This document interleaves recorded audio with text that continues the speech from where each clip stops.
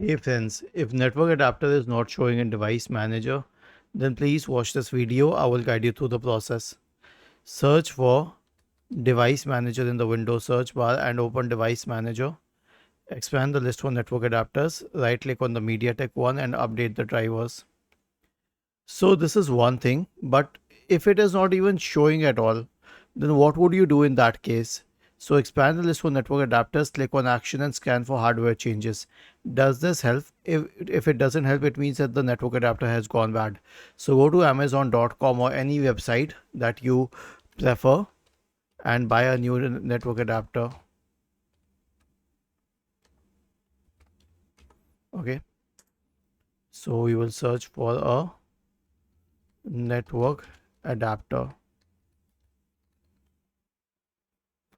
Okay, and then use any of the network adapters like this one. Was this helpful? If yes, then please subscribe to the channel. If not, then let us know in the comment section of the video on how we could help you further. Thank you for watching this video and have a nice day.